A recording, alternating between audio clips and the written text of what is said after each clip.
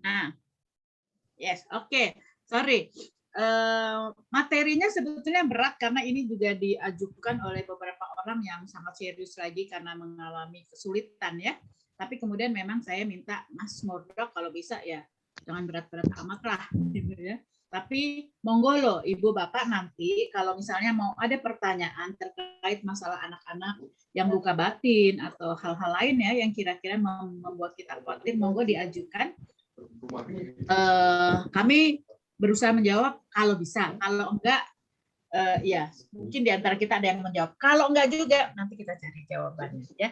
Karena sebetulnya masalah luka batin pada anak itu memang sangat penting. Hei, di sini ada Antonius Karya nih sahabat saya nih. Jadi penting banget kita untuk memastikan bahwa anak kita bahagia. Nah, kadang-kadang kita tuh suka nggak sadar ya. Kadang-kadang kita nggak sadar kalau anak kita itu tidak bahagia. Kita hanya lihat bahwa anak kita itu melakukan sesuatu wajar. Padahal ternyata ada hal-hal yang kita tidak tahu. Nah, mungkin kita mesti lihat ciri khasnya. Apakah ada perubahan-perubahan di dalam diri anak kita sehingga mereka menunjukkan hal-hal yang sebetulnya itu adalah menjadi warning gitu ya Mas Murdok ya. Warning tentang kenapa itu. Nah, jadi saya nanti pengen tahu dulu nih Mas Murdok untuk itu.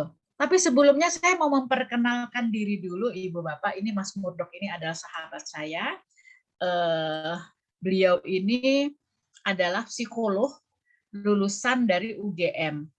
Beliau di bawah saya sih. Jadi beliau ini adalah kalau hitungannya Mas Murdok manggil saya tante ya. Eyang Putri, Bu. Eyang Putri, ya. Eyang. Kami beda tipis lah di Mas Murdok, tapi dari UGM, saya dari UI, dan latar belakang kami dan juga Mas Sohib adalah psikologi. Karena itu kami punya kepedulian.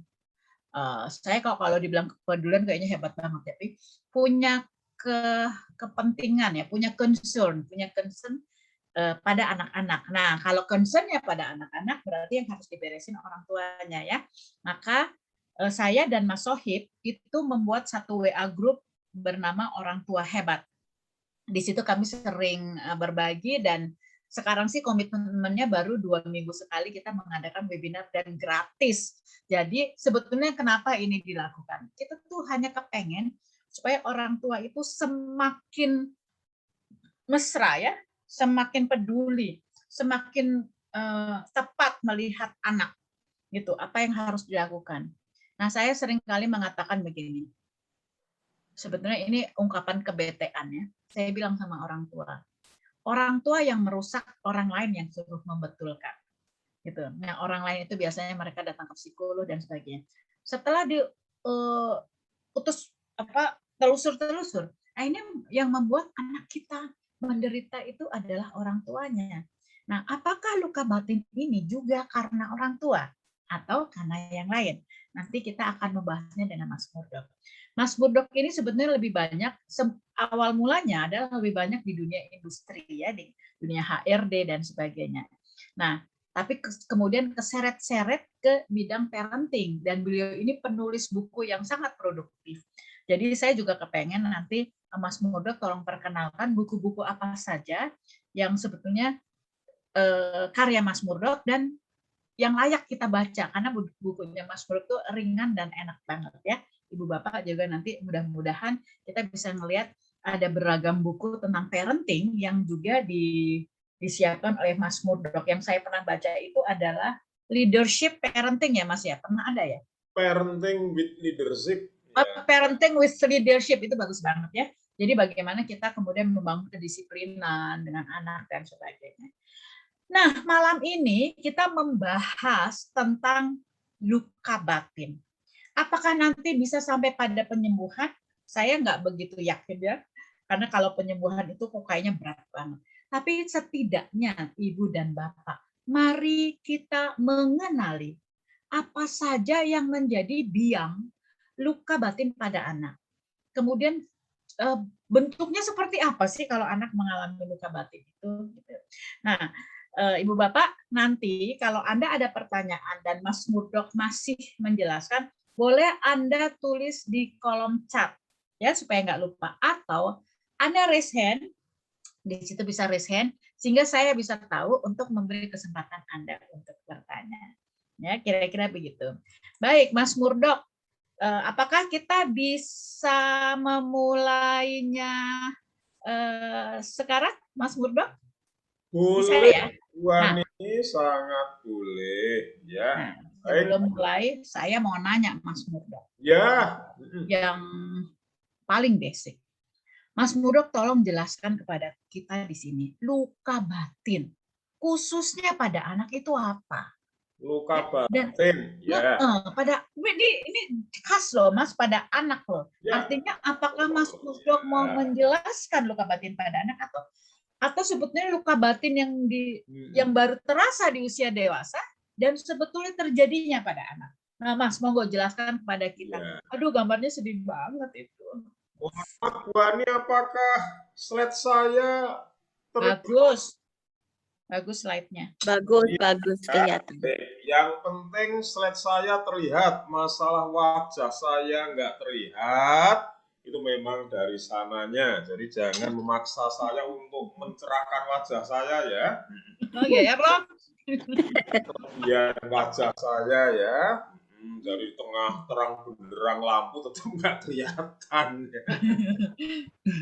Baik, Wani, memang masalah luka batin ini sesuatu yang kalau boleh saya katakan sangat-sangat kompleks. Mengapa saya katakan kompleks?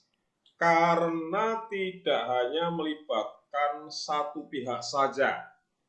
Berbagai macam pihak yang berkepentingan dengan anak bisa menjadi sumber luka batin. Tetapi begini, Bu Ani, semakin dekat relasi dengan anak berarti sangat berpotensi untuk menimbulkan luka batin. Jadi prinsipnya adalah ketika relasi itu semakin dekat, maka disitulah sebenarnya potensi untuk menimbulkan luka batin sangat-sangat besar. Contoh misalnya. Sebentar, Mas, sebentar. Ya. Saya udah mulai khawatir nih dengan pemahaman saya. Justru kalau kita punya relasi yang dekat dengan anak, itu justru potensi luka batinnya lebih besar, begitu ya? Sangat mungkin, karena begini, seorang suami tentu saja sumber luka batin yang sangat potensial dari istrinya. Seorang istri sumber luka batin yang sangat potensial tentu saja dari suaminya. Orang tua sangat berpotensi untuk memberikan luka batin pada anaknya, demikian juga anak bisa menjadi sumber luka batin bagi orang tuanya. Saya kan nggak mungkin loh Bu, saya ini dilukai batin oleh siapa itu? Itu loh ya, bintang film Ikatan Cinta itu loh Bu. Manupun kan nggak mungkin Bu, saya aja kenal nggak mau dia. Kan nggak mungkin toh Bu, saya ini. Waduh, udah gear banget. Lah ya makanya itu nggak mungkin saya ini dilukai batinnya oleh Gracia Poli, nggak mungkin Bu. Karena hubungannya nggak dekat ya. Nggak deket, Oke. nggak deket. Maka sebenarnya inilah yang boleh saya katakan semakin dekat relasi kita, apalagi kalau setiap hari ketemu, setiap hari berbincang-bincang, setiap kali berinteraksi, seringkali ada hal-hal yang mungkin tidak kita sadari lalu terlontar. Lalu kita lakukan. Begini toh Bu, kalau kita ini dekat, sangat dekat relasi kita dengan orang, kita memperlakukan orang itu seperti apapun kan lebih bebas dibandingkan saya tidak kenal dengan orang gitu loh Bu. Lah, kan itu bisa kita, kalau saya sebagai orang tua merasa bahwa anakku itu adalah orang yang paling dekat dengan diriku, maka segala hal yang akan saya lakukan pada anakku seolah-olah tanpa batas. Kalau anakku kemudian salah, aku ngomel dengan seenaknya sendiri. Coba kalau itu yang melakukan anaknya orang lain, kita mikir, hati-hati. Ini anaknya orang lain. Begitu, itu konsepnya, Bu. Lalu apa itu luka batin? Ya tentu saja namanya luka. Luka itu kan berarti ada sebuah peristiwa, ada sebuah kejadian yang menyebabkan hal itu lalu meninggalkan bekas.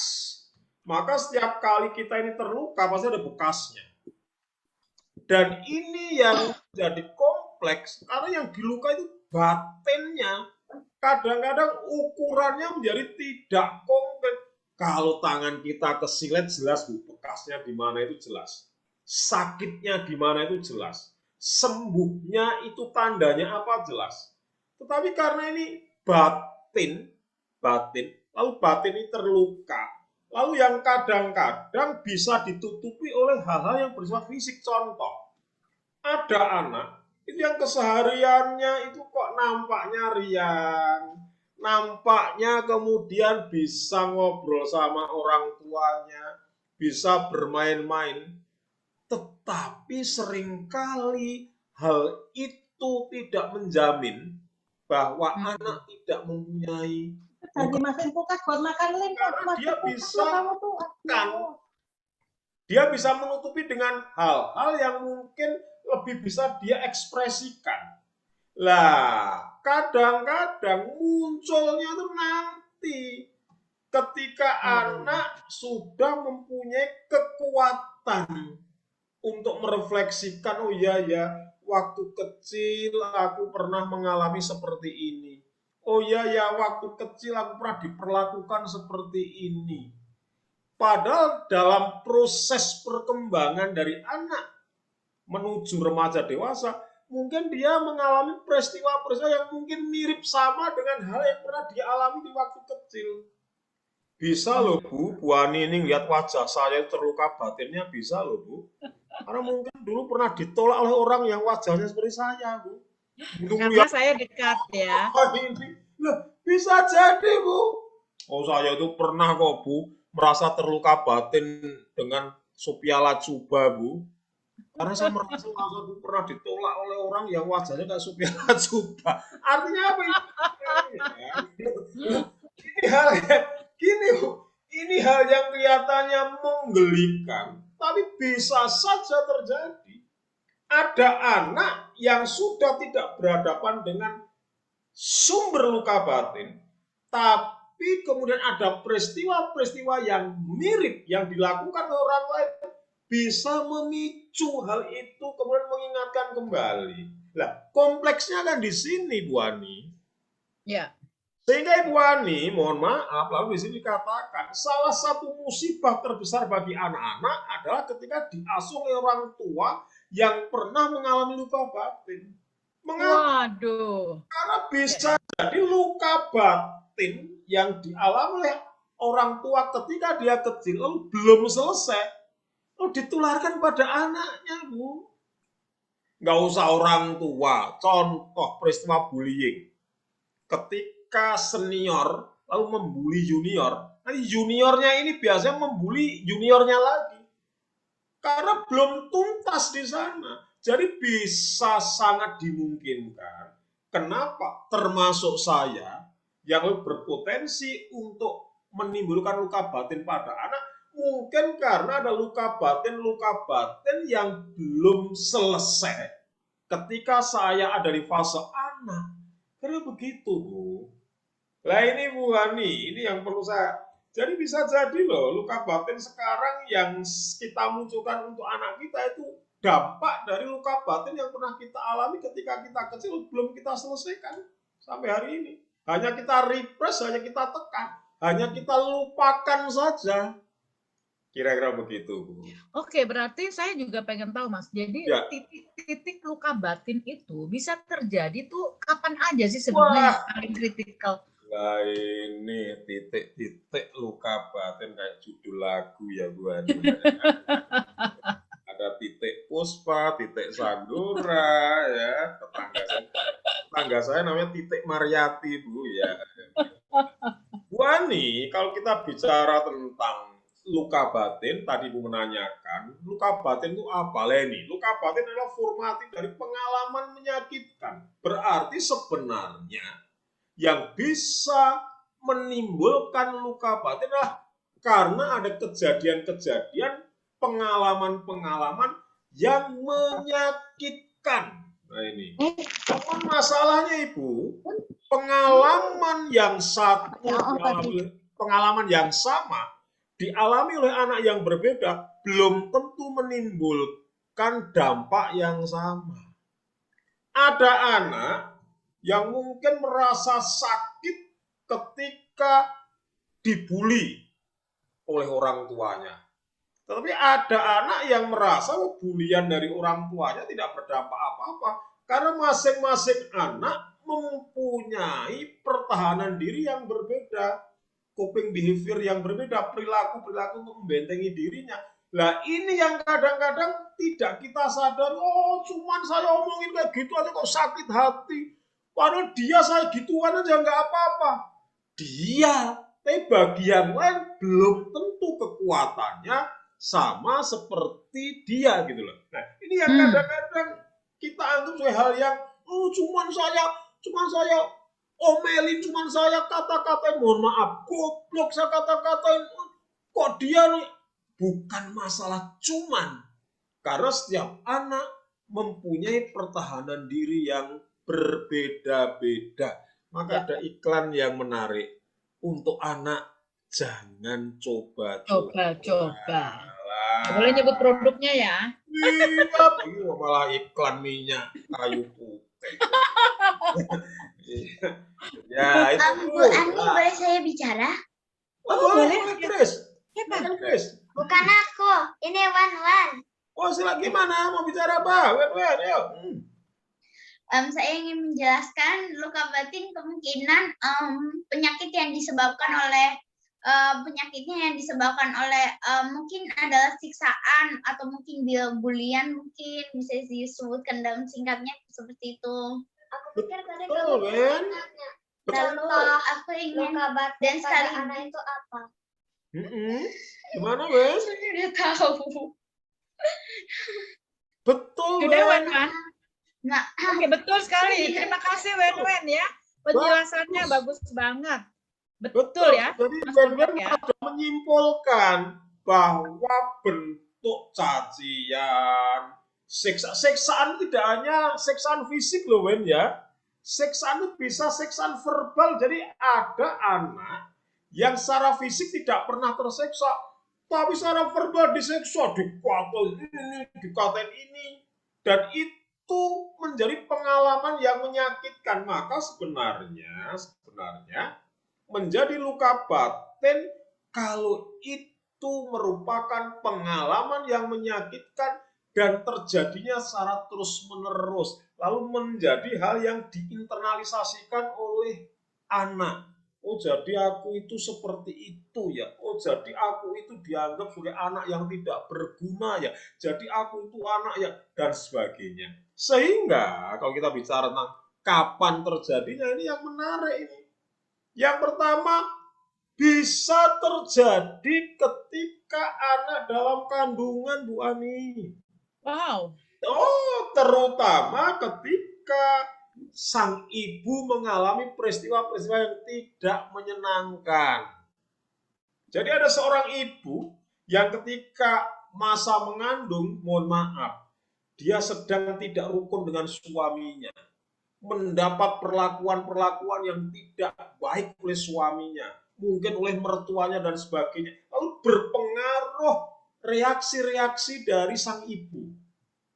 Tentu saja hal itu secara emosional juga akan berpengaruh kepada yang dikandung. Ada istilah unwanted child, anak-anak yang ditolak. Ada bisa jadi, mohon maaf kalau bisa katakan, ada seorang ibu yang sebenarnya tidak menghendaki mengandung, tapi karena ada peristiwa-peristiwa tertentu yang mengharuskan dia mengandung, sebenarnya dalam dirinya menolak perlakuan-perlakuan terhadap isi janinnya. Tentu saja ini bisa berpengaruh terhadap kondisi kandungannya. Yang kedua adalah masa kelahiran. Ada orang tua yang mungkin ketika anaknya lahir tidak seperti yang diharapkan. Waduh, bapak ibunya hidungnya mancung, kok anaknya pesek. Aduh, ciloko, anakku pesek. Waduh, kok anakku kayak gini. Sangat mungkin, Bu. Karena ini akan mempengaruhi perlakuan orang tua selama proses anak ini kemudian dibesarkan. Apalagi kalau kemudian harapannya tidak seperti yang betul-betul dia inginkan. Bisa jadi. Untung dulu orang tua saya nggak seperti itu loh, Bu ya. Kalau orang tua saya itu mengharapkan saya itu lahirnya itu ganteng kayak Primus. Keluarnya kayak gini ya masih dianggap, oh, kamu anak yang paling ganteng, paling bagus sedunia. Kalau waktu itu saya sudah bisa ngomong, saya mau menjawab bel. Karena saya nggak bisa ngomong, ya diam aja ya. Ini bisa jadi buat sekalian ya. Yang ketiga, masa bayi bisa jadi. Ada anak-anak yang ketika masuk usia bayi itu sudah mendapatkan perlakuan-perlakuan yang tidak menyenangkan. Bisa jadi. Yang kedua, masa anak, masa remaja, masa dewasa, bahkan sampai masa orang tua. Artinya apa? Luka batin bisa dialami oleh siapapun dari dia dikandung sampai nanti, mohon maaf, sebelum meninggal. Jadi kita ini sebagai orang tua jangan merasa aman loh. Bisa jadi kita nanti ya siap-siap dilukai batin mungkin oleh anak cucu kita. Anak pergi main nggak pamit sudah terluka batin. Wah, ada orang tua duduk di ruang tamu mau main kok nggak izin. Mentang-mentang orang tuanya udah pensiun, ya bisa jadi. Jadi saya mengingatkan, dan mungkin yang perlu kita perhatikan juga adalah meskipun kejadiannya terjadi ketika yang bersangkutan masih dalam kandungan, tapi kalau tidak terselesaikan dengan baik, dampaknya bisa sampai dibawa ketika yang bersangkutan tua. Kira-kira begitu. Itu Bu Ani. Berarti ini sekali ya, manusia itu rentan banget ya dari waktu ke waktu ya.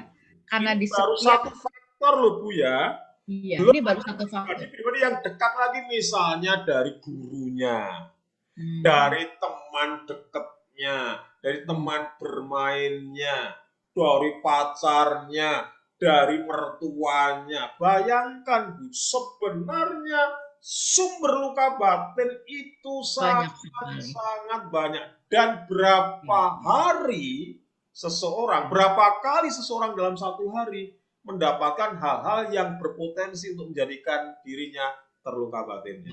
Oke. Mas Murdok, ini mumpung nih ya. Tadi Mas Murdok kan bisa saja seseorang itu di masa mungkin kecil sekolahnya dapat luka batin dari gurunya ya. Jadi bisa saja kan itu deh. Nah, ini ada pertanyaan dari Ibu Yeni nih, katanya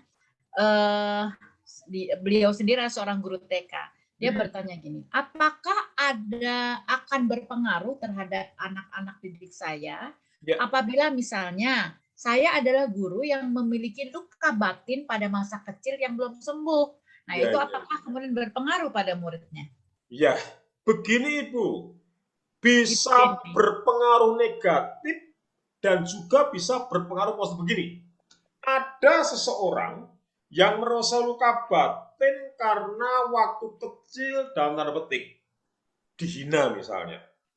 Tetapi hinaan itu tidak menjadikan dia lalu merasa terpuruk, justru malah memotivasi dia untuk bisa tidak dihina lagi. Sehingga dampaknya tentu saja tidak seperti kalau kemudian ketika dia masa kecil lalu diperlakukan tidak enak, lalu kemudian ada dendam-dendam tertentu. Karena dendam itu, mohon maaf, belum terlampiaskan atau luka batin belum terselesaikan, bisa jadi itu kita ungkapkan ketika kita berada dengan yang lain. Bisa jadi Bu, karena bisa jadi orang-orang di sekitar kita lalu menjadi pelampiasan hal-hal yang belum saya selesaikan. Tergantung cara kita memaknai, Bu. Contoh, ya Bu ya. Dulu saya itu masih sangat ingat betul ketika saya sekolah di SMA. Itu banyak orang yang kemudian meragukan bahwa saya ini bisa melakukan sesuatu. Wow, dinyek dan sebagainya. Bagi saya ini mungkin pengalaman yang tidak mengenakan, tapi dalam diri saya ada kemudian dorongan, oh iya ya, saya ingin membuktikan bahwa yang dikatakan oleh teman-temanku itu enggak benar. Makanya yang mendorong saya untuk tidak dalam tanda melakukan pembalasan, tapi justru pembalasan tidak seperti yang kamu lihat, tidak seperti yang kamu pikirkan. Tergantung cara memaknai, Ibu.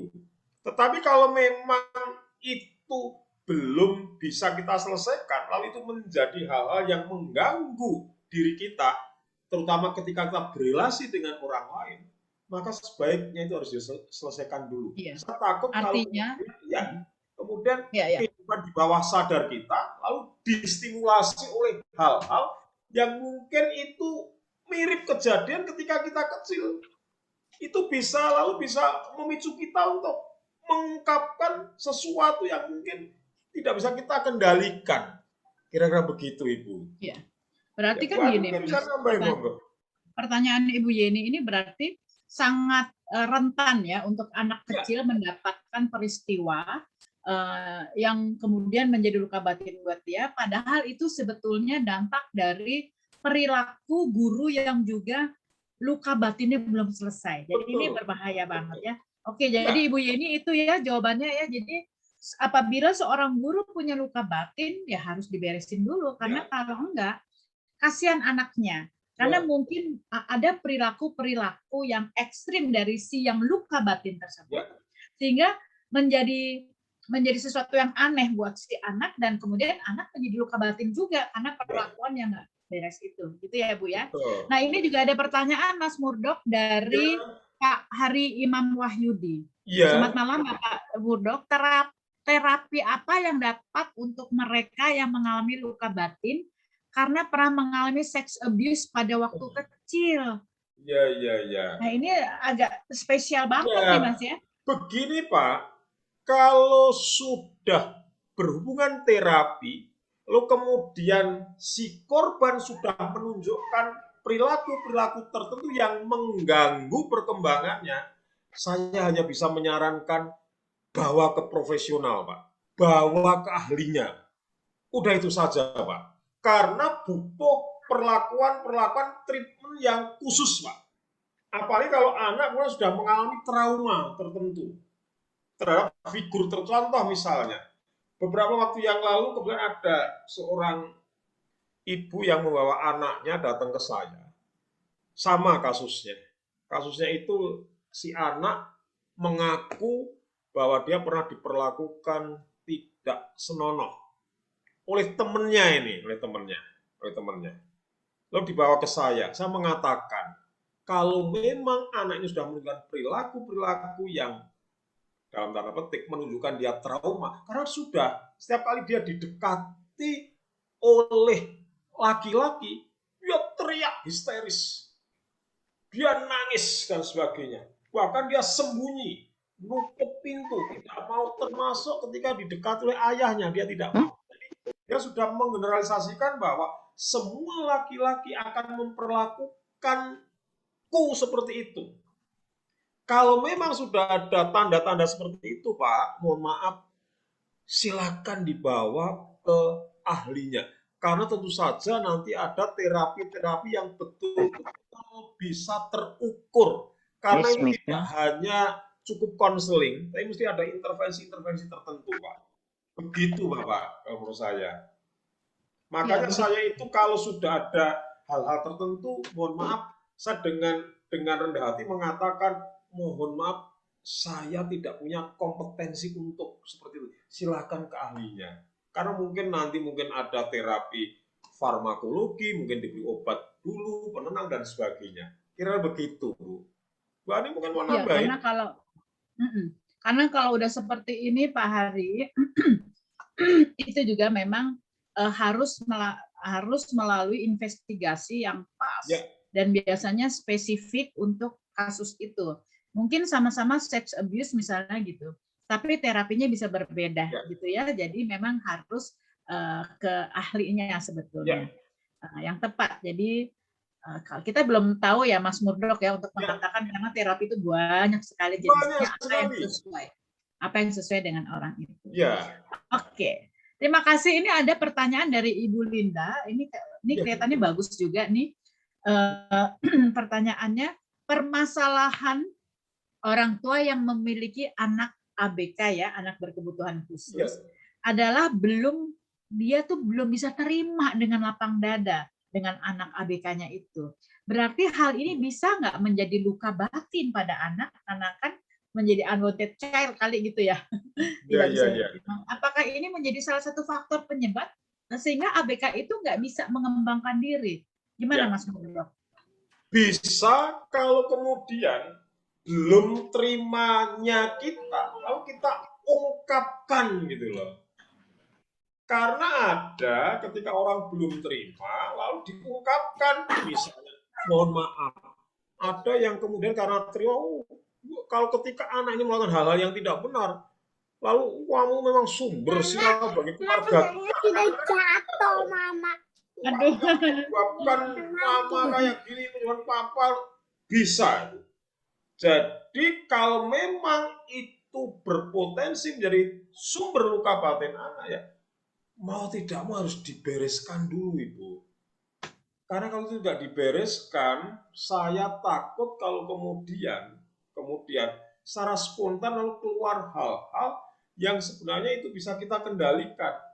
Ya, maka tadi saya katakan, mungkin tidak bisa menerima itu hal yang wajar, tapi menjadi berdampak kurang mengenakan atau kurang produktif bagi anak ketika sudah berbentuk ucapan, perilaku. Kalau cuma hanya di batin saja, saya rasa, tapi kalau sudah berwujud perilaku, lalu kemudian sampai kemudian ada perlakuan-perlakuan yang tidak adil dengan anakku yang ABK, saya seperti ini, dengan anakku yang bukan ABK seperti ini, bisa jadi itu menjadi hal-hal yang memupuk munculnya luka batin. Saya rasa begitu. Sangat baik, Mas. Ya. Mas Murdok nih nyambung nih dengan pertanyaannya Ibu Baby Caroline juga nih sebetulnya yang itu ya. Jadi gimana sih kalau misalnya ada anak mengalami penyimpangan seksual? Ini sebenarnya dampak dari luka batinnya. Itu apa karena bisa nggak kan penyimpangan seksual itu terjadi karena luka batin? Sangat mungkin Ibu. Ini contoh konkret meskipun belum sampai ke terjadi penyimpangan seksual ya, sudah mengalami disorientasi seksual. Contoh misalnya, ada seorang anak perempuan yang kemudian dia merasa bahwa figur bapaknya itu tidak bisa memberikan kenyamanan, tidak bisa memberikan perlindungan buat dirinya. Justru yang bisa membuat nyaman dirinya adalah figur ibu. Dan kebetulan teman-teman yang merasa bisa menerima dia adalah dari jenis yang sama dirinya. Sehingga dia menganggap bahwa, oh kalau begitu, orang-orang yang berlainan jenis kelamin dengan saya, yang namanya laki-laki itu, tidak bisa memberikan rasa aman buat saya. Untuk apa saya berrelasi dengan dia? Bisa jadi Ibu, bisa jadi. Sangat mungkin. Maka kemudian begini kalau menurut saya, ada pengalaman-pengalaman penyimpangan seksual ketika kehidupan psikoseksualnya di masa kecil itu nggak benar gitu loh. Contoh misalnya, hanya bermain dengan temannya yang sejenis saja. Sehingga pengalaman untuk mengenal yang lawan jenisnya tidak ada. Sehingga pembandingnya hanya teman yang sejenis saja. Seolah-olah duniaku hanya dunia yang sejenis. Yang kedua bisa jadi ada pengalaman-pengalaman yang tidak mengenakan yang dibuat oleh teman yang berjenis kelamin yang berbeda. Sangat mungkin Ibu.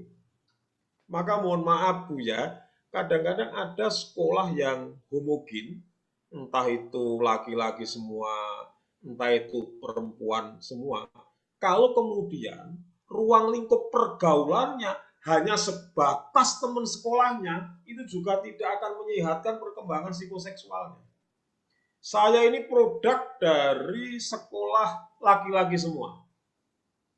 Sehingga kadang-kadang di situ ada figur-figur tertentu yang kok bisa mewakili figur perempuan ya. Ada laki-laki yang lembut, ada laki-laki yang kalau dicurhatin, lalu kemudian apa? Secara emosional saya tergantung dengan dia. Sangat mungkin Ibu, yang ini saya katakan adalah bisa jadi ketika pengalaman-pengalaman yang tidak mengenakan juga bisa menyebabkan terjadinya penyimpangan seksual, pengalaman-pengalaman yang menyenangkan dari jenis kelamin yang sama juga bisa menjadi cikal bakal anak melakukan penyimpangan dengan catatan bahwa dia hanya membatasi ruang lingkup pergaulannya. Banyak loh contoh-contoh seperti itu. Sangat banyak. Kira-kira begitu Ibu. Gitu Bu Ani. Bu Ani. Ya, oke. Iya, baik. Mas Murdok, apakah kedengeran suara saya? Oh, Saya sangat sinyalnya jelek biasa. banget nih. Jelas Bu. Oke, Mas Murdok. Thank you banget. Jadi dari penjelasan Mas Murdok, saya semakin miris ya Mas. Jadi kalau orang tua punya anak ABK belum terima, bisa jadi potensi luka Sangat batin. mungkin Bu. Reaksi seksual apa? Orang bisa menjadi penyimpangan seksual bisa karena luka batin. Jadi benar-benar menyedihkan ya. Mas Murdok boleh nggak? Sebelum ini banyak pertanyaan, tapi aku pengen Mas Murdok lanjutkan dulu deh penjelasannya. Ya Mas ya. Iya nih, jangan-jangan yang tidak saya jawab nanti luka batin dengan saya Bu. Ya udah enggak ya. Enggak lah. Ya jangan sampai tadi sebenarnya lanjutan dari Ibu Baby tentang orang ya nggak apa-apa. Jangan wajah saya menjadikan luka batin. Seksual, penyimpangan seksual. Halo. Lanjutkan dulu ya. Yang penyimpangan seksual. Nah ini, saya ingin mengatakan dampak dari Mas Sohib. Ya, saya ingin mengatakan ini. Ya, ada Bu Ani, selalu monitor. Halo. Mas Sohib. Saya sinyalnya jelek. Mas Sohib? Ya, lanjut aja, Mas Murdok, monggo. Suara saya terdengar? Sangat jelas. Wah, luar biasa. Yang penting suara saya. Masalah ya, sejelas wajahnya kok. Ya, oke. Halo Mas Sohib. Justru yang ingin saya tekankan begini. Anak itu dinamis dan dia mempunyai struktur.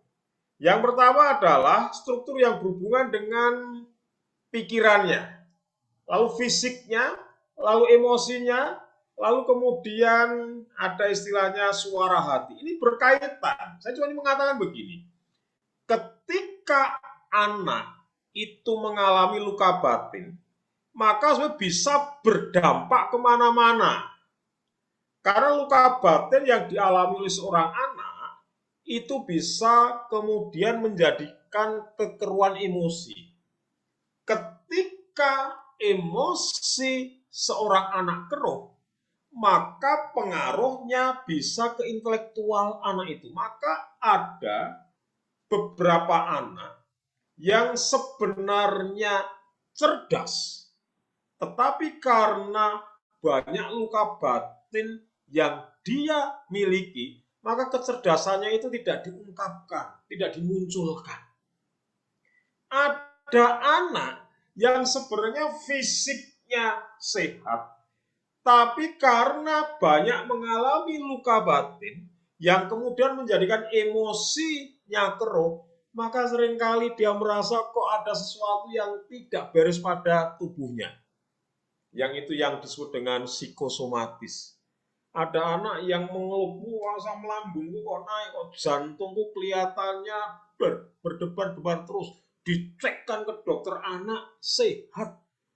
Ternyata dampaknya, ternyata penyebabnya adalah luka-luka batin yang kemudian numpuk lalu membuat emosi anak keruh. Luka batin yang menyebabkan emosi anak keruh juga bisa mempengaruhi yang namanya suara hati. Jadi ada anak-anak yang luka batinnya itu belum diselesaikan, lalu mohon maaf kalau boleh saya mengatakan, tidak lagi bisa membedakan, oh ini boleh saya lakukan, oh ini tidak boleh saya lakukan.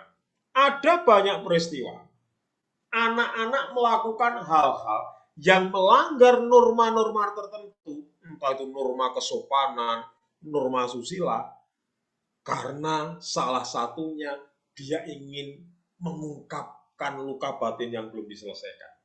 Bahkan ada sedikit penelitian dari penelitian dihasilkan bahwa anak-anak yang ketika di masa remajanya melakukan tindakan-tindakan dalam tanda petik yang mempermalukan orang tuanya, kebanyakan mereka adalah anak-anak yang mengalami luka batin di masa kanak-kanak dan belum diselesaikan. Bukan berarti saya mengatakan bahwa anak-anak yang mengalami luka batin pasti akan melakukan peristiwa, tidak. Tetapi cuma ini saya katakan bahwa anak-anak yang ketika di usia remaja melakukan tindakan-tindakan yang dalam tanda petik mempermalukan orang tuanya, biasanya pada umumnya adalah anak-anak yang mengalami luka batin di masa kanak-kanak dan belum terselesaikan. Ini, maka anak itu nggak bisa lagi membedakan, oh ini nggak boleh saya lakukan, oh ini boleh salah, karena Pak, emosinya sudah tertutup dengan tadi loh, kotoran-kotoran luka batin.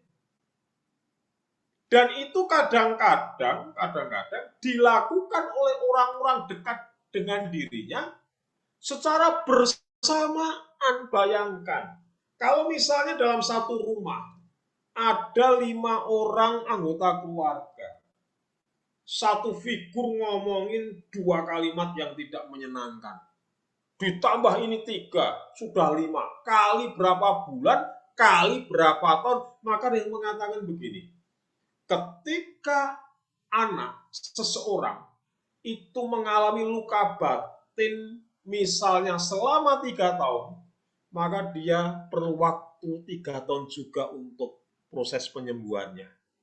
Berarti apa? Semakin luka batin sering dialami oleh seseorang, berarti proses penyembuhannya juga butuh waktu yang lama.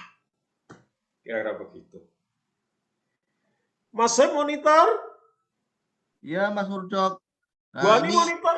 Ya? Ini kalau melihat penjelasannya Mas Murdok, ini kan memang luka batin ini punya peluang yang sangat besar terjadi pada diri anak ya, akibat lingkungan ya. Nah, ini akhirnya saya kepikiran gimana ya cara untuk meminimalisir terjadinya luka batin pada anak ya. Siap Mas Soib.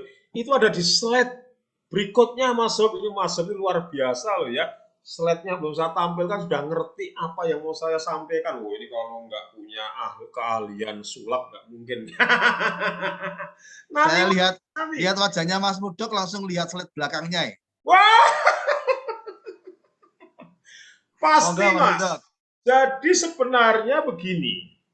Justru yang harus kita pikirkan adalah apa yang bisa kita lakukan ketika kita punya anak-anak yang masih dalam tahap perkembangan, lalu ini bisa meminimalkan luka batin.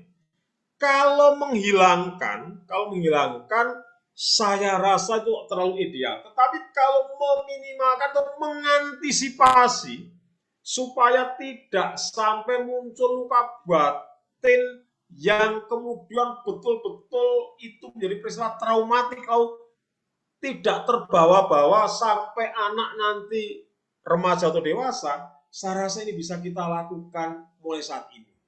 Sehingga Ibu Bapak sekalian, kalau kita bicara tentang apa yang terjadi ketika anak luka batin, makanya 2 hal yang bisa jadi terjadi.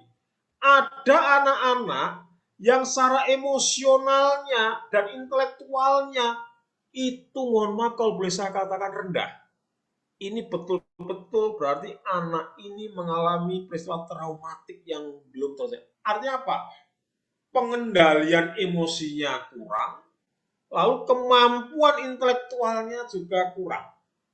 Yang kedua, bisa jadi ada anak yang intelektualnya oke, tapi emosionalnya bermasalah.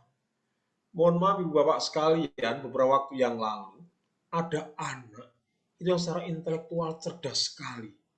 Tapi kenapa dia pernah mencoba untuk melakukan hal-hal yang melukai dirinya? Setelah diinvestigasi ternyata apa? Dia merasa bahwa aku diperlakukan tidak adil oleh orang-orang dekat. Sehingga apa? Berpengaruh tadi, emosinya keruh. Emosinya tidak bisa kemudian mempengaruhi pikirannya untuk berpikir realistis. Ada anak yang juara kelas terus, nilainya tinggi. Tapi begitu ada hal-hal yang membuat dia merasa tidak senang, lo anak ini gampang menyerah. Bisa jadi.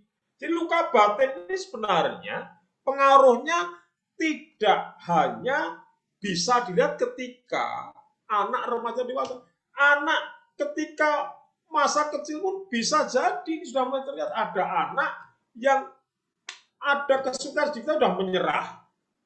Ada anak yang tampil di depan umum nggak berani, takut.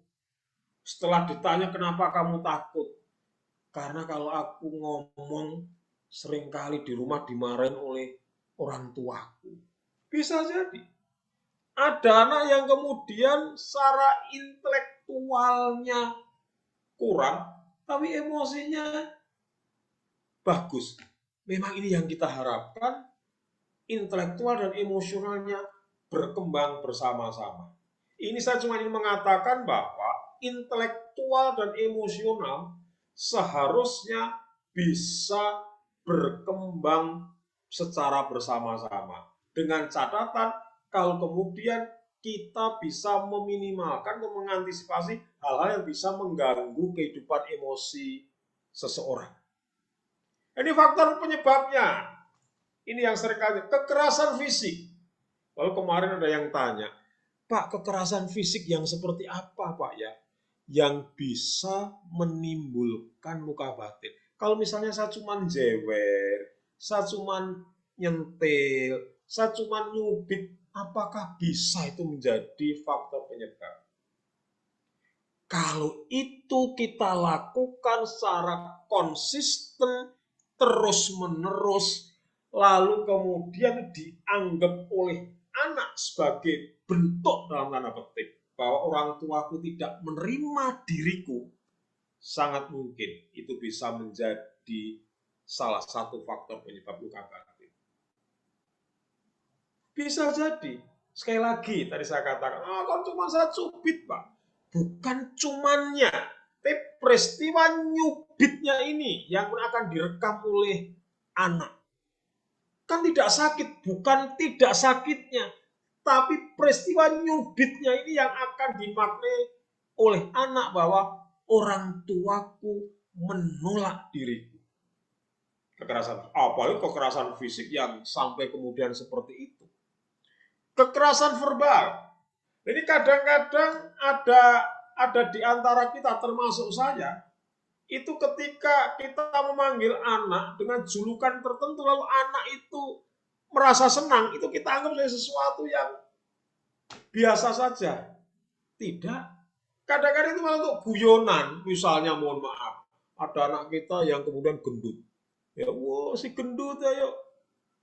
Kelihatannya anak menikmati panggilan itu, tapi hati-hati, ada masanya ketika anak kemudian sudah bisa mengungkapkan dirinya, merasa terganggu dengan panggilan itu. Lalu dia ingat, oh iya ya, panggilan itu sudah saya alami sejak kecil. Sadarnya ketika anak merasa apa? Mohon maaf, dengan panggilan itu dipermalukan oleh lingkungan sekitarnya. Perlakuan tidak adil yang kadang terjadi. Menuntut seperti anak yang lain. Kalau ada yang tanya kepada saya, maksud saya itu supaya dia termotivasi, Pak. Betul, tapi ada caranya. Kadang-kadang kamu tuh seperti itu loh, wow, cuma kayak gini aja kamu nggak bisa. Tujuannya baik, ingin memacu anak supaya seperti dia. Tetapi perlu diingat, bisa jadi anak merasa bahwa aku nggak punya kemampuan dengan seperti dia. Tapi mengapa kok aku dipaksa seperti itu? Pembandingan dan penolakan. Ini hal-hal yang seringkali tidak kita sadari kita lakukan. Karena dianggap hal yang lumrah. Dianggap hal yang kadang-kadang justru kita jadikan sebagai alasan, saya pengen anakku itu baik, Pak. Maka kalau tidak saya bandingkan dengan kakaknya, tidak saya bandingkan dengan temannya, anakku nanti tidak akan mempunyai pembanding. Inilah Ibu sekalian. Hati-hati, hal-hal yang menurut kita biasa, belum tentu itu diterima oleh anak sebagai hal yang biasa. Bisa jadi itu akan disimpan. Nanti ketika dalam perkembangan berikutnya, ketika anak sudah merasa punya kekuatan untuk mengungkapkan itu, maka itu akan menjadi hal yang akan diungkapkan oleh anak. Karena ingat bahwa, oh ya, aku pernah diperlakukan seperti itu. Contoh, anak saya itu, sekarang anak saya umur kelas 4 SD, waktu kelas 1, dia itu selalu nangis kalau diajak ke sekolah. Dan oleh ibunya, kadang-kadang lalu ada perlakuan-perlakuan yang tidak menyenangkan. Sekarang, kalau kemudian ibunya mencandi dengan, oh kamu itu dulu waktu kelas 1, kamu nangis. Apa yang dikatakan anak? Ibu jangan ngomong itu. Aku nggak senang ibu ngomong itu. Bayangkan, kejadiannya sudah terjadi 5 tahun yang lalu. Tetapi masih diingat sampai hari ini. Karena bagi dia, itu sesuatu yang tidak mengenakan. Sesuatu yang mungkin membuat dia merasa dipermalukan. Apalagi waktu kejadian mungkin dilihat oleh banyak orang. Orang tua karena anak tidak pernah berpikir bahwa apa yang dia lakukan dilihat dulu. Tapi memori anak ini tidak akan hilang. Justru anak akan, oh ya dulu saya pernah diperlakukan gini. Waktu itu ada orang tua lain yang melihat aku. Lalu ketika sekarang diungkap, wah aku malu sekali. Jadi Ini memorinya dia ya Mas ya, memorinya dia menahan rasa sakit itu lama. Nah Mas, di sini tadi saya lihat Ibu Dani Riani itu raise hand. Oh, Ibu Dani, ya. Ada yang mau ditanyakah Ibu Dani? Iya Ibu Ani, aduh yang manis sekali. Saya gimana? Selamat. Saya manis sekali. Pak Murdok dan Pak Sohib yang ganteng.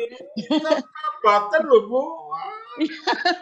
Tapi di mata anak saya katanya bapak yang paling ganteng loh Bu. Ini kita jadinya maaf ini saya pakai cover. Maaf ini saya pakai cover karena lagi berantakan nih, lagi ada tugas juga nih. Aduh, udah sampai bahan-bahan di tempat tidur, sayanya tidur di lantai. Sama begini Bapak, saya tertarik sekali ini. Saya tertarik sekali, luar biasa luka batin ini ya. Saya setuju sekali pendapat sepaham dengan yang disampaikan oleh Pak Murdok, oleh Bu Ani gitu ya. Tadi bahkan ada yang nyeletus ya, anak kecil ya, luar biasa ya, itu pinter sekali. Jadi memang saya hanya sedikit saja ingin merespon. Itu memang di masa anak-anak itu sangat luar biasa ya, apalagi sampai terluka batinnya gitu ya. Itu akan tertanam sampai dengan dewasa, sampai dengan tua. Sampai dengan tua, karena di masa perkembangan, mungkin saya juga salah ini ya, mohon ini kan ya, saya juga masih belajar. Di masa golden age itu sekitar umur 4 tahun itu orang tua harus hati-hati. Ada di otaknya di bagian depan agak menengah itu yang dinamakan neokortek. Neokortek itu di mana di situ dia menyimpan memori yang sangat dia terekam, di mana bila ada peristiwa yang membuat dia wow, seperti itu. Ya, Seperti itu, dan itu akan tertanam betul, neokortek itu, memori itu, dan betul. itu akan terbawa. Jadi saya pikir bagaimana meminimalisir luka batin itu, memang kan kalau luka batin itu enggak harus selalu dilakukan oleh orang tua. Ya. Orang yang baru dikenal pun, dia melihat pun sesuatu yang belum seusianya memahami, itu akan menjadi luka, menjadi pertanyaan awalnya, kemudian menjadi luka. Jadi cuman cenderung biasanya yang melakukan sehingga sampai luka batinnya itu mendalam, itu biasanya orang yang dekat, Ya. orang yang dikenal, meskipun yang tidak dikenal juga berpotensi melakukan itu. Nah, jadi mungkin saya pikir di sini yang utama adalah bagaimana kita memberi perlindungan, menjaga anak kita sebaik mungkin, karena di masa anak-anak itulah mereka nalar dan logikanya belum bisa sempurna, belum bisa matang dalam berpikir, masih bisa diakalin, masih bisa dibohong-bohongin. Ya. Jadi memang kalau saya ingat ya, ada 4 hak anak, deklarasi di Jenewa kalau nggak salah ya. Jadi konvensi Jenewa itu ada 4 hak anak yang harus dipahami oleh orang tua. Itu yang pertama adalah hak hidup, kemudian hak perlindungan, dan hak tumbuh kembang, serta hak berpartisipasi. Nah, hak tumbuh, jadi setiap anak itu, setiap janin, kan di dalam undang-undang berkaitan dengan apa yang dinamakan anak di Indonesia itu dari janin sampai dengan usia 18 tahun itu yang dinamakan anak, gitu, masih anak dia. Nah, jadi kalau nikah di bawah 18, 17 atau 17,5, walaupun di kampung itu udah punya anak, itu sebenarnya kalau mau dikasuskan bisa itu menikahkan anak di bawah umur sebenarnya gitu ya. Tapi kalau daerah beda lagi. Nah, itu jadi mereka si anak itu janin sudah punya hak untuk dilindungi. Tidak aborsi, tidak melalui obat-obatan atau pijat-pijatan, kecuali memang bila berkaitan dengan nyawa si ibunya itu berpotensi akan membahayakan nyawa si ibunya atau si anaknya itu sendiri. Iya. Mungkin MUI juga Iya, bagus sekali, Bu. Iya. ya, MUI juga Bu itu Denny bagus banget. Iya, Bu. Bu Denny, Iya, Bu. thank you banget, bagus banget tambahannya informasi. Ini penting sekali ya untuk kita ketahui. Ya, Bu Denny ya. Jadi ada 4 hak hidup, 4 hak untuk anak: hidup, perlindungan, tumbuh kembang, dan berpartisipasi. Mas Murdok, ini kelihatannya bagus banget nih penjelasannya. Bisa lanjut dulu nggak, Mas? Masih ada nggak yang harus dijelaskan ya? Ada. Supaya kita lebih. Iya, siap. Monggo, Mas. Boleh. Ibu Dani biar selesaikan dulu, Mas Murdok. Ya, siap, boleh. Perlindungan tadi sudah banyak ya oleh Pak Murdok, perlindungan. Cuman masih ada sedikit aja yang sayang sekali. Sebenarnya saya juga lagi ini ya. Silakan Pak Murdok. Ya, Bu, ya. Terima kasih ya. Terima kasih. Siap. Oke, lanjut Pak Murdok. Ibu Dani, terima kasih banyak. Silakan. Yuk, siap. Kemudian begini, kadang luka batin ini ketika masih berada pada fase anak kan tertutup dengan aktivitas fisik anak kadang-kadang. Makanya saya katakan luka batin itu susah dikenali karena bisa dimanipulasi oleh aktivitas fisik oleh anak. Maka ada beberapa hal yang bisa kita jadikan sebagai ciri atau tanda. Contoh misalnya, ada anak kok sangat peka, sensitif terhadap hal tertentu ya, seperti tadi. Ketika dia didekati oleh figur tertentu, kok dia menolaknya. Ketika dia didekati oleh figur tertentu, kok dia langsung lari ya. Bisa jadi ada hal-hal yang pernah terjadi yang dilakukan oleh figur yang sama dengan yang dekat dengan dirinya. Meskipun yang melakukan bukan dia, atau ada perilaku-perilaku tertentu yang pernah dia alami, yang meskipun yang melakukan bukan figur yang mendekati dia, termasuk orang tua bisa jadi. Jadi anak mendapatkan luka batin dari orang lain, tetapi ketika perilaku itu dimunculkan bukan oleh orang yang memiliki batinnya, misalnya dengan oleh ayahnya, kok dia menunjukkan sensitif ya? Jangan menunjukkan respon tertentu, menunjukkan perilaku tertentu. Maka begini, ini bisa kita amati melalui kebiasaan-kebiasaan anak. Oh iya ya, anakku itu setiap harinya, kalau kemudian ngomong denganku, ngobrol denganku, itu bisa enak. Kalau saya peluk, itu tidak menolak. Kok akhir-akhir ini, kok selalu menolak ya, menunjukkan perilaku yang tidak senang ya. Bisa jadi. Maka sebenarnya kalau ini bukan dengan luka batin, memang kita butuh membutuhkan waktu, membutuhkan perhatian yang sangat mendalam terhadap hal-hal yang terjadi pada anak. Karena bisa tertutupi dengan manipulasi dengan perilaku anak. Apalagi kalau anak ini, mohon maaf, anak-anak yang kemudian bisa menutupi dirinya dengan hal-hal yang secara visual gitu loh.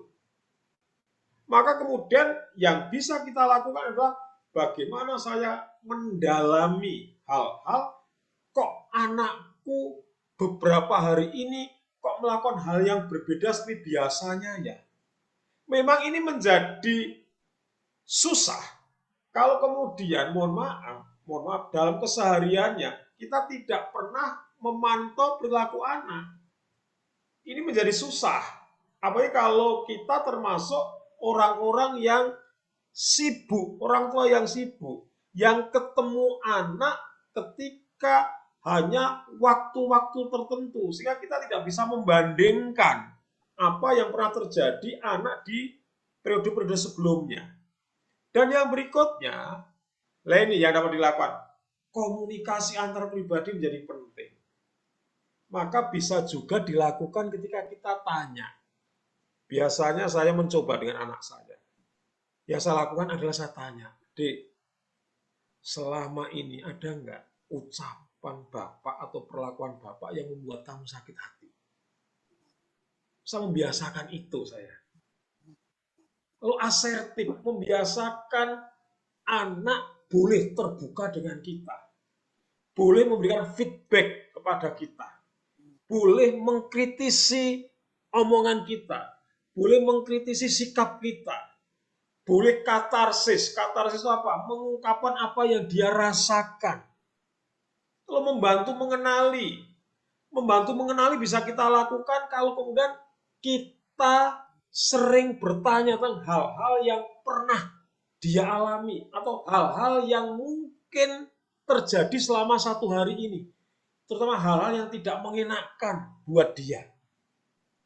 Dan yang keempat tadi, kalau sudah menunjukkan hal-hal yang mungkin kita tidak bisa menghandle-nya, tidak bisa menanganinya, maka cepat-cepat bawa ke ahlinya.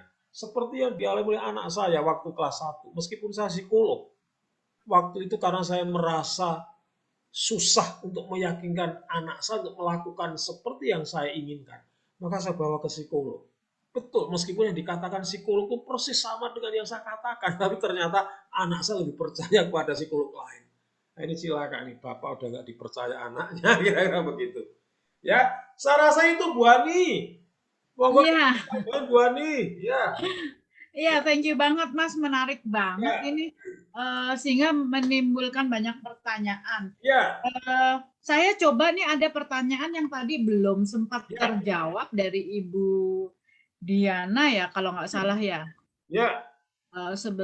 Sebentar, Ibu Diana itu mengatakan bahwa gimana ya caranya kita sebagai orang tua tahu bahwa diri kita sendiri sebetulnya punya luka batin. Ada nggak ciri khasnya kalau misalnya orang tua luka batin? Monggo Mas. Baik, sebenarnya Bu Diana, ciri khasnya itu sama dengan yang saya sampaikan. Maka ceknya begini, contoh. Apakah ada peristiwa-peristiwa tertentu yang sekarang muncul lalu kemudian hal itu menimbulkan reaksi tertentu kita pada peristiwa itu.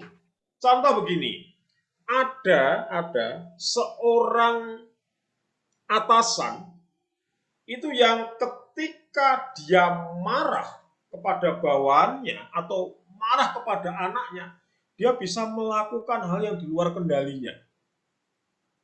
Ternyata itu imbas dari masa lalunya dia, yang dia pernah diperlakukan seperti itu oleh orang tuanya. Maka ceknya adalah begitu, apakah ketika ada peristiwa-peristiwa tertentu, ada respon-respon yang saya berikan berlebihan, itu bisa menjadi pertanda bahwa peristiwa itu mungkin di masa lalu menjadikan kita merasa terluka batin kita. Ada orang itu kalau ngomong, itu kalau ada peristiwa tertentu, itu bisa ngomongnya itu bisa sampai kayak kesetanan. Ternyata hal itu akibat dari ketika dia kecil, itu selalu dimaki-maki oleh orang tuanya seperti itu. Bisa jadi. Maka tandanya adalah peristiwa-peristiwa yang sekarang muncul, apakah menimbulkan respon-respon tertentu dari kita. Dan itu biasanya konsisten. Tidak lalu gampang berubah. Artinya konsisten itu apa? Setiap peristiwa itu kok aku mesti melakukan seperti ini ya. Setiap aku ketemu dengan orang yang kayak gitu kok aku selalu pengen maki-maki ya. Bisa jadi. Baik, terima kasih. Sabar, Pak Musdok, sabar. Gimana? Ibu Diana. Dengan wajah saya sendiri, Pak Sohib. Sampai batuk-batuk ini loh. Ibu Diana jelas ya yang disampaikan. Semangatnya, iya. Ciri khasnya adalah ada pola terhadap suatu peristiwa yang berpola gitu, atau mungkin manusia atau orang yang ada pola tertentu. Betul. Kemudian menimbulkan perasaan nggak nyaman. Nah, itu berarti ada luka batin yang belum selesai. Betul. Nah, untuk itu sebenarnya Ibu Diana monggo kalau memang mengenal orang yang seperti itu atau mungkin bisa diskusi sama Mas Murdok juga, nanti Mas Murdok mungkin bisa mengarahkan apakah itu perlu ke ahlinya gitu ya. Begitu ya Ibu Diana. Hati-hati loh Bu, jangan-jangan penyebab luka batinnya adalah wajahnya mirip saya, bukannya sembuh. Hati-hati loh Bu ya. Makanya saya itu menghindari ketemu dengan wanita cantik, karena sumber luka batin saya itu wanita cantik yang menolong saya ya. Mas Murdok nih menimbulkan banyak luka batin pada wanita Bu. cantik ya. Oke. Ini dari Ibu Sri Lestari nih. Ini bagus nih. Ibu Lestari nanya nih. Seandainya ada anak luka batin karena dibully temannya. Dan dia balas dendam nih dengan belajar keras dan berprestasi dengan harapan tidak dibully lagi. Jadi dia tuh sebenarnya copingnya dengan sesuatu yang positif. Apakah ini bisa dikatakan menyembuhkan luka batinnya atau itu hanya teralihkan saja gitu? Ya, menarik sekali. Bisa menjadi penyembuh luka batin kalau kemudian itu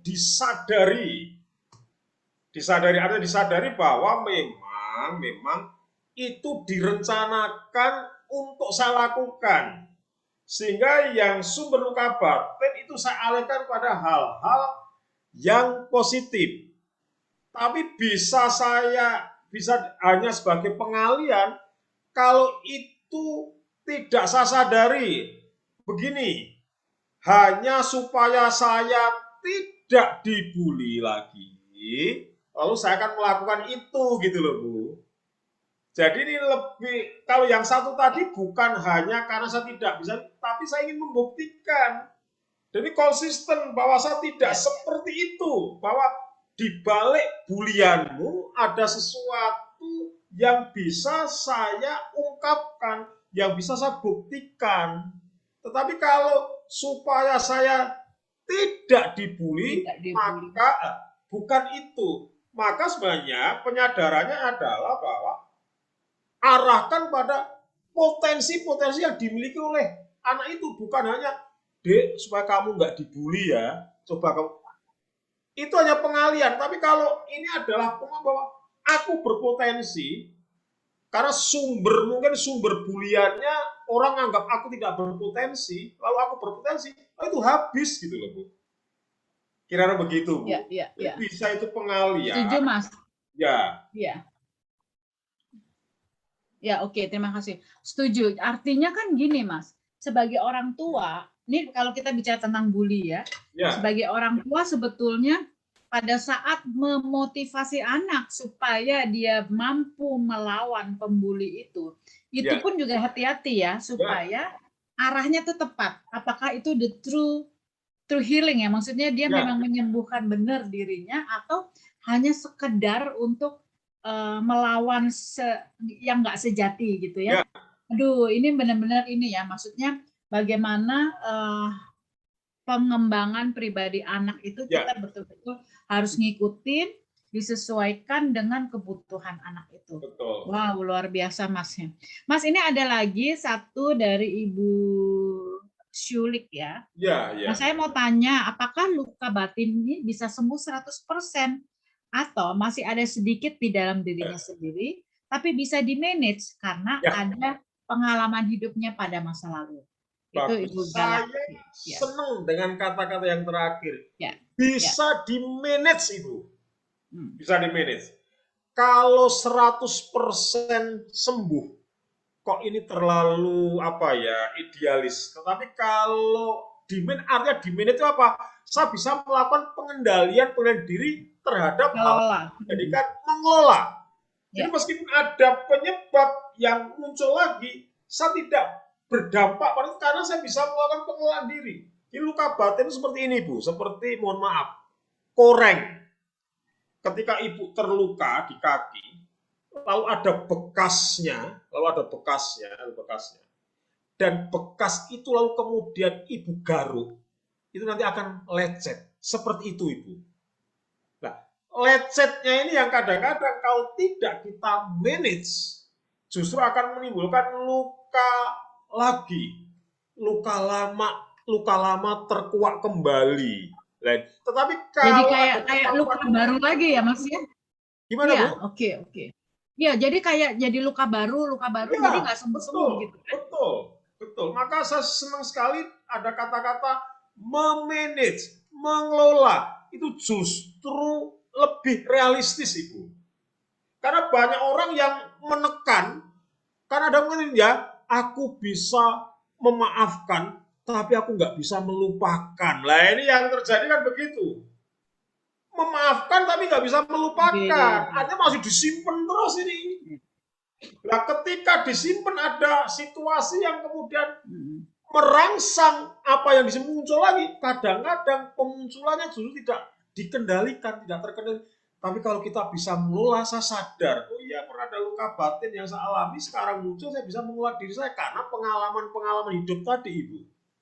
Terima kasih, Ibu. Ya. Oke.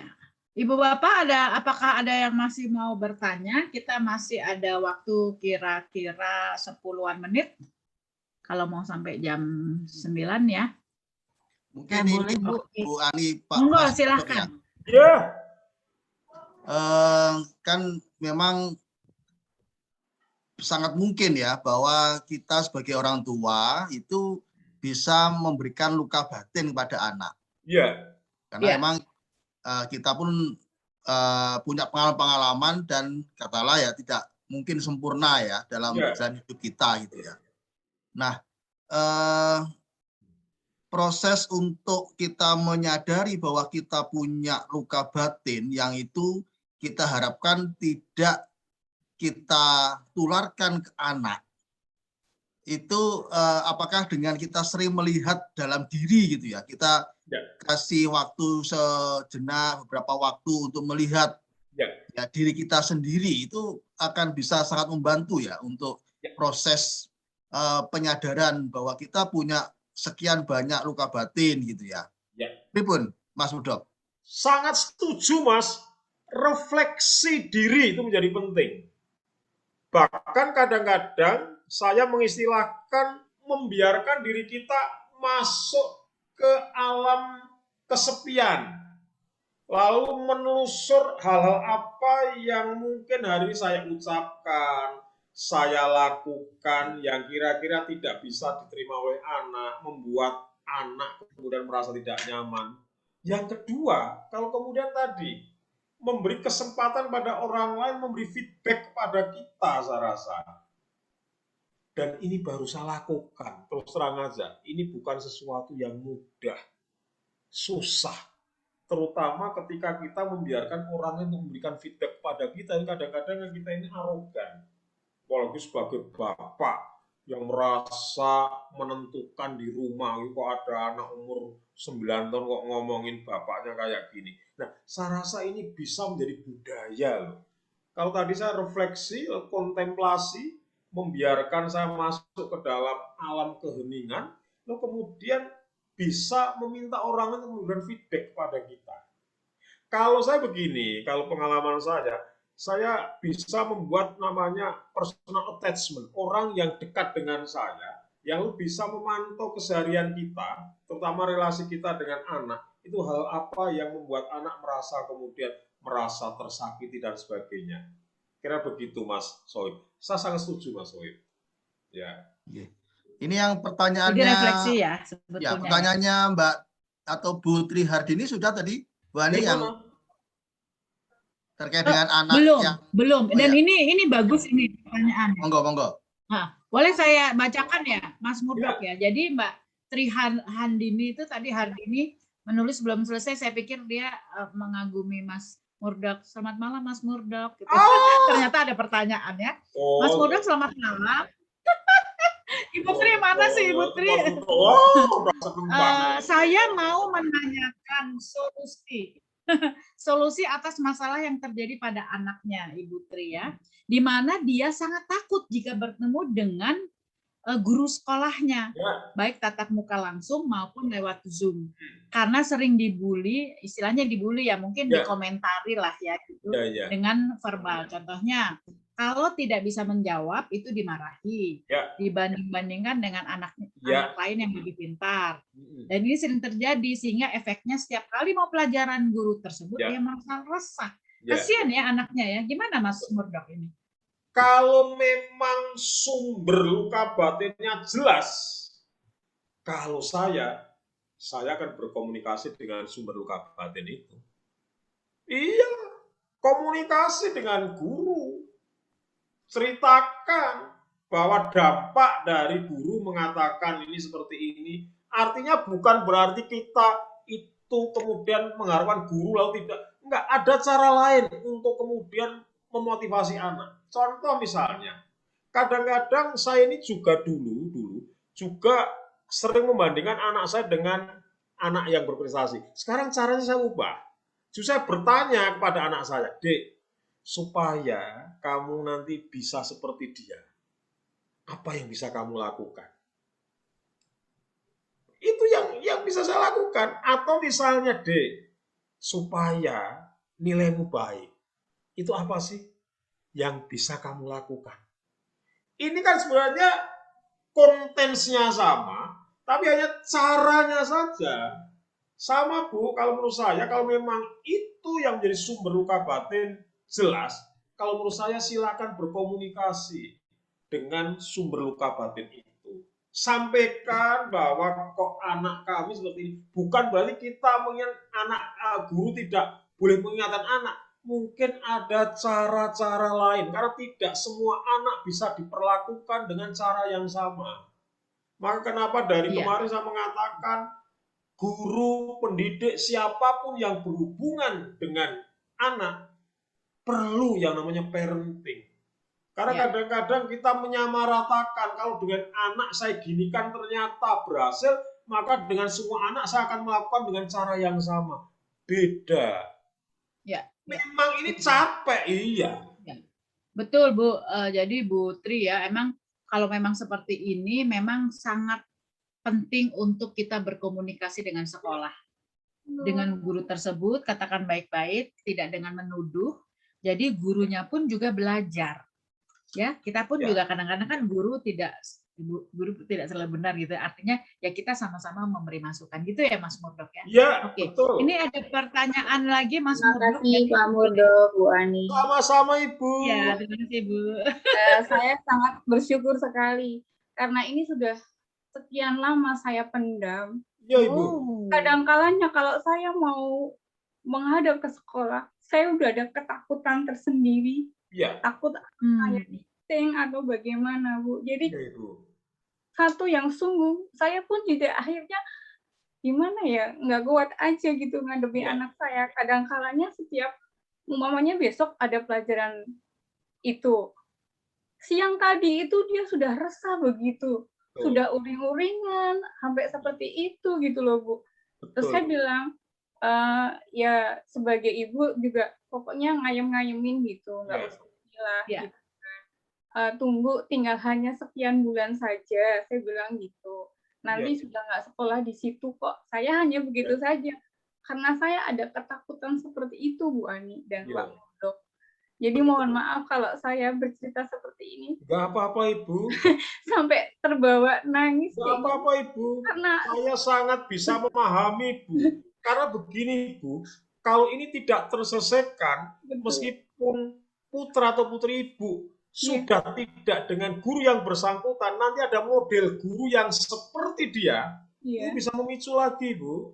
Baik, Pak Murdok. Ya, makanya ini harus diselesaikan. Lalu kalau sudah diselesaikan, lalu pelan-pelan kita perkuat anak Ibu. Perkuatnya itu bukan lalu kemudian kita memaklumi, enggak. Tapi kita menyiapkan. Nah, yang namanya orang itu tidak akan pernah nanti kamu ketemu dengan orang yang selalu memperlakukan dirimu dengan baik. Nah, kita persiapkan mulai pelan-pelan Ibu. Karena kalau kita lalu kemudian hanya meletakkan faktor luar sebagai penyebab kita seperti itu, lalu anak tidak akan belajar untuk menguatkan dirinya. Itu Ibu. Ya. Setuju sekali, Mas Murdok, ini bagus sekali ya. Kita orang tua memang juga punya tantangan untuk bagaimana kita bisa memperkuat anak kita. Ya, jadi itu juga penting ya. Ibu Tri Hardini, saya tulis nomor handphone saya di layar saya. Nanti Ibu boleh kontak saya untuk kita membahas itu ya Ibu ya. Karena ini agak kasuistik juga. Ya. Kemudian Mas Murdok, makasih Ibu Tri. Mas Murdok, ini ada pertanyaan bagus juga dari Ibu Lemi ya. Ibu Lemi mengatakan gimana sih cara mencari tahu. Jadi how to mencari tahu gitu ya, menelusur ya. Bahwa anakku ini sebetulnya penyebab luka batinnya itu apa? Itu artinya kan mungkin Ibu Lemi sudah merasa bahwa anaknya kayaknya punya luka batin. Tapi apa penyebabnya? Dan kemudian ada juga dari Ibu Lemi, kalau anak lari dari masalah yang dihadapin, apakah itu berarti dia punya luka batin? Nah ini mungkin dua ini bisa berhubungan. Monggo Mas Murdok. Waduh, dari tadi saya jawab pertanyaan terus ya. Terus kalau aku bertanya yang jawab siapa? Aku. Kalau aku Mas Sohib nanti. Begini Bu, untuk menelusur. Saya yang lari aja kayak tadi. Untuk menelusur luka batin itu memang butuh waktu Ibu. Karena tidak sekali hal yang kita tanyakan pada anak itu pasti akan menunjuk sumber luka batin yang sesungguhnya. Maka tadi saya katakan, kalau komunikasi antar pribadi kita ini intens. Tidak hanya ketika anak kok kelihatannya bermasalah saya baru berkomunikasi, maka seringkali hal itu justru akan muncul pada anak sendiri secara spontan. Contoh misalnya, kok anakku itu selalu konsisten ya menceritakan tentang si A dengan hal-hal yang tidak menyenangkan. Bisa jadi itu tanda awal bahwa ada hal-hal yang tidak mengenakan yang dilakukan oleh yang dia ceritakan. Yang kedua, kok anakku selalu bercerita dengan kejadian-kejadian tertentu ya. Kok itu secara konsisten selalu diomongkan ya. Bisa jadi kejadian itu menimbulkan luka batin. Maka Ibu, sekali lagi, perlu relasi yang Adidas tuh sama dia dikunyah deh. Perlu relasi yang kuat Karena kalau cuma sekali, 2 kali, susah bagi kita untuk menelusur. Jadi mohon maaf Ibu, kalau saya hanya bisa mengatakan coba perkuat relasi itu. Mungkin relasi itu dengan situasi-situasi yang tidak harus selalu formal. Misal menjelang tidur, lalu kayak mereview Bu, kayak mereview. Mereview apa yang terjadi selama 1 hari ini. Mereview yang terjadi kemarin apa. Lalu Ibu kok menemukan pola-pola tertentu ya. Kok hari ini yang diceritakan hampir sama dengan yang kemarin? Kok sama dengan yang 2 hari lalu? Kok sama dengan seminggu yang lalu? Kita bisa fokus pada ini. Kira-kira begitu, Ibu. Ya. Yang kedua, lari dari masalah. Lari dari masalah kan sebenarnya tidak menyelesaikan masalah. Kalau menurut saya hanya menumpuk masalah. Bisa jadi kumpulan dari pelarian masalah itu nanti numpuknya nanti, Bu. Ya. Nanti. Nah ini yang justru yang bahaya. Kapasitas seseorang di dalam menerima masalah itu kan terbatas, seperti gelas. Kalau gelas itu masih kosong diisi air masih nampaknya lama-lama penuh tumpah. Maka perlu gelasnya itu dilubangi di bawahnya sama. Kalau kemudian dibiasakan tidak lari dari masalah, minimal menyadari bahwa dia punya masalah, ini nyicil ngangsur untuk apa? Mengurai masalah-masalah yang mungkin nanti akan muncul di kemudian hari. Kalau boleh saya katakan, tidak membiasakan anak lari dari masalah, justru berani menghadapi, minimal menyadari bahwa ada masalah yang dia alami. Kira-kira begitu, Ya. Bu Ani? Ya, terima kasih Mas Tambahin Muda. monggo, Bu. Iya, artinya Bu Lemi, anak lari dari masalah belum tentu karena ada luka batin, ya. Nah, tetapi kebiasaan lari dari masalah itu yang sebetulnya harus kita waspadai karena kemudian nanti bisa jadi tumpukan di kemudian hari. Itu yang saya tangkap dari Mas Muda, gitu ya. Betul, Bu, ya. Baik. Mas Muda masih ada waktu lagi nggak nih? Ya, 1 kali pertanyaan tadi, ciri-ciri anak luka batin dari Bu siapa ya? Ya, satu lagi ya. Ciri-ciri khas menunjukkan bahwa sikap bagaimana menunjukkan bahwa anak ada luka batin gitu ya? Iya, sebenarnya sudah saya bahas di awal, Ibu. Jadi misalnya dia sensitif terhadap hal-hal tertentu, menunjukkan respon-respon tertentu, ya peka. Contoh misalnya begini, kalau ada orang ngomong keras, kok anak itu cenderung lalu kemudian menghindar ya, bisa jadi ada sumber luka batin.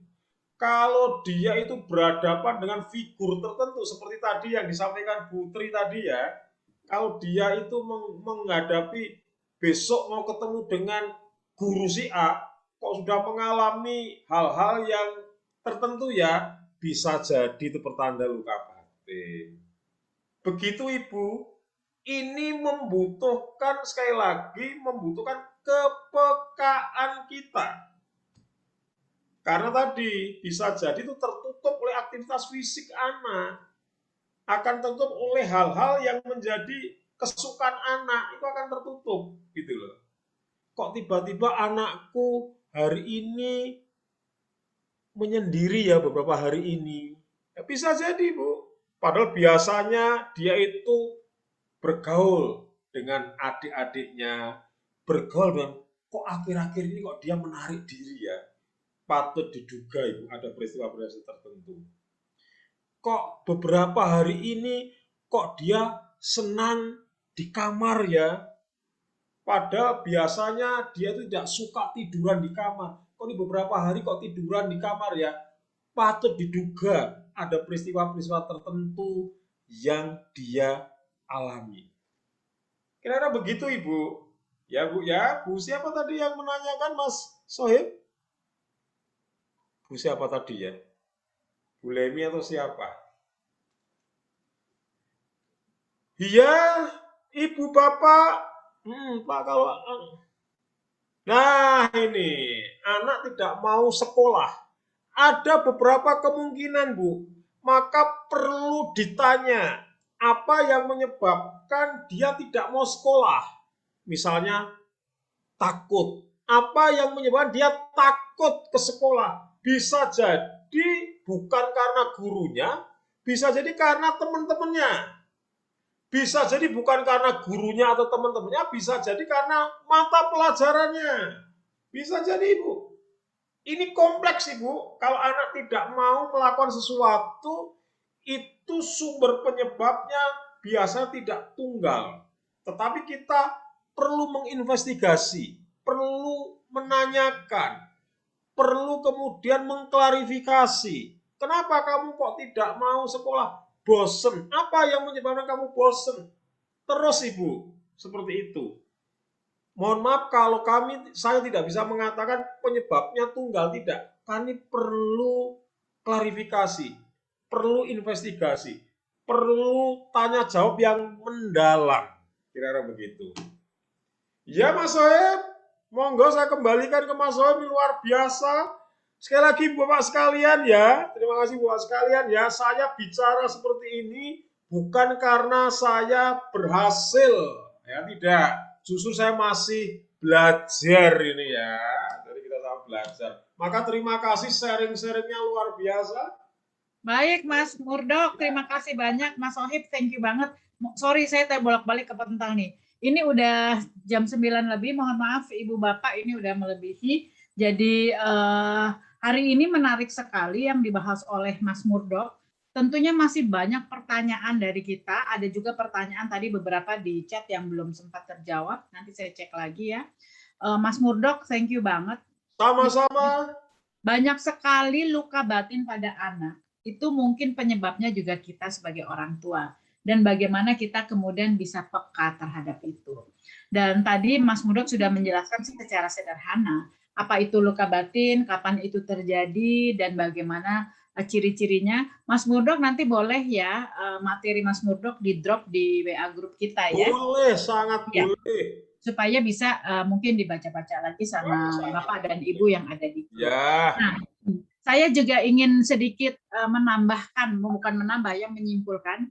Jadi gimana dong caranya ya kita sebagai orang tua agar anak tidak mengalami ya. Jadi supaya anak kita tuh bukan beres ya, tidak mengalami luka batin lah. Saya lihat kalau dari penjelasan Mas Murdok itu, kita perlu yang namanya 3R ya. 3R. Pertama adalah resonansi. Jadi bagaimana kita meresonansikan kasih sayang kita kepada anak-anak, ya, kepada anak kita sampai dia terasa loh bahwa dia tuh disayang sama orang tua. Itu namanya resonansi. Apapun kasih sayang, mungkin bentuknya juga kedisiplinan, cara mempelajari apapun dalam kehidupan, tapi dia terasa bahwa orang tua tuh hadir. Jadi resonansi itu kemudian harus dipastikan, dirasakan dengan tepat oleh anak. Itu R yang pertama. R yang kedua adalah rekognisi. Rekognisi itu bagaimana kita mengakui anak kita, apapun dia, tetapi secara positif. Hal-hal yang baik itu diakui, dikatakan. Jadi anak merasa bahwa dirinya itu bermakna gitu ya. Dengan rekognisi ini, anak kemudian jadi tahu bahwa dirinya itu menjadi penting untuk orang tua. Itu R yang kedua. Bagaimana dengan R yang ketiga? Nah, ini yang paling penting. Respect. Bahwa kita kepada anak itu juga harus respect. Dan anak tahu bahwa kita respect sama dia. Nah, pada saat kita orang tua respect, anak kemudian merasa ada berharga. Begitu ya. Jadi kalau kita mungkin mulai menerapkan resonansi, rekognisi, dan respect, mudah-mudahan kecil lah kemungkinan luka batin itu menjadi membesar. Gitu ya, Mas Murdok ya? Baik, Ibu Bapak, itu semua yang bisa dilakukan. Mas Sohib itu apa tuh Mas Sohib? Foto, jangan lupa foto bareng loh Bu. Iya, itu yang Mas Sohib taruh di chat apa ya? Absen ya?